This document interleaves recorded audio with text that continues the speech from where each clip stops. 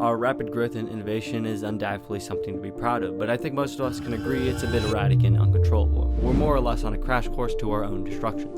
And the root of this problem stems from our brain. We're simply going too fast for evolution. So in today's video, we're going to look at the unfixable problem with our brain and then see if it's truly unfixable. I'd like to start with an example. This is Grunt. He was born 2.5 million years ago during the Stone Age. His day comprises of waking up. On a normal day, he would pick mushrooms and nuts for 3 to 5 hours, and every 3 days he goes hunting. But other than that, he sits around most of the time, possibly playing music or talking with his family, but mostly just walking around camp.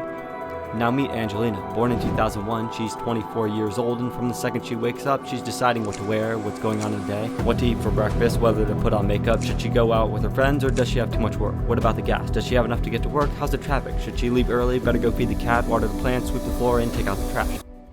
Every 2 seconds, Angelina will make a decision, subconsciously or consciously, and more than 35,000 in a single day. The brain simply wasn't built for this lifestyle, yet this is far from the only problem. Frankly, our threat detection system is ancient. It's based around the fight or flight response, and that's great when you're getting jumped by a tiger during the Stone Age, but in modern times we have abstract risks like test or job interviews. Our brain should be calm and rational through these moments, not deciding whether it should fight or run away from the future employer.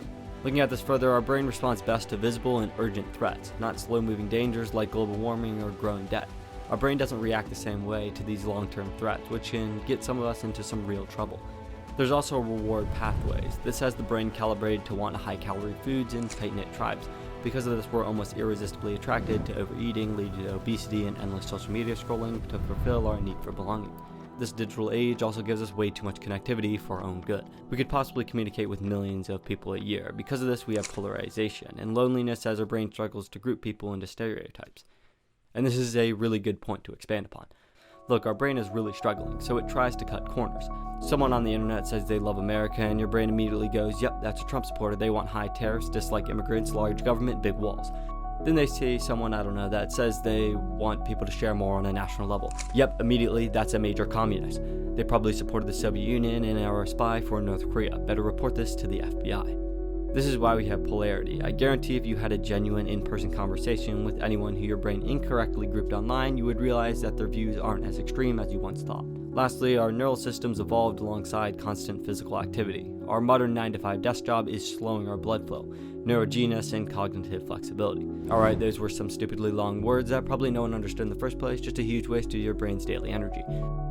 But in a nutshell, because we move less, our blood flows slower. This leads to neurons to fire slower, which reduces processing speed. We also have neurotrophins dip, which weakens the brain's ability to adapt to challenges. This weakens synaptic networks, which leads neural circuits to be less resistant under stress, and a lack of movement can slow the flushing of byproducts, which can lead to small inflations like headaches. All this works together to make your day absolutely miserable and unproductive. Now, I'm sure there's even more problems with our brain in modern day, but I'm fairly confident that just what I've stated here can easily be connected to every single problem our world faces today. And sadly, it's unfixable. Or is it? I'm not sure. I'm writing the script while learning, so just 1 second. Okay, so my answer turns out to be a bit complicated. Yes, it's technically fixable, but on an individual level. If you want to become a Buddhist monk and live up in the peaceful, calm mountains with a tight-knit community that grows all of its own healthy crops, then you can easily solve these problems. But for a person like Angelina who lives in a bustling city, it's really not realistic. The best you can do is partially fix the problem. We can do this by pretty much caring less. Go with the first option that satisfies your needs instead of searching for perfection. Make a meal plan and entire routines that limit the amount of choices you need to make.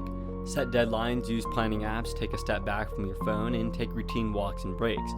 Some of this isn't possible for all of us. Unfortunately, most of us can't just walk away from their jobs every hour or so for some fresh air, but if you can at least implement some of this and just be mindful your brain wasn't built to handle your life, then we can hopefully not run ourselves into destruction. Also, before I end this video, and I hate doing this, but on August 17th, my school's Adobe subscription runs out. I use it to edit my videos and make my thumbnails, among other things. When I started this channel back in November, my goal was to reach 1,000 subscribers before the subscription ran out so I can justify paying it myself. So if you like the content I make, please consider subscribing so I can continue this channel in the future. But for now, that's it for me, so I'll see you guys again next week.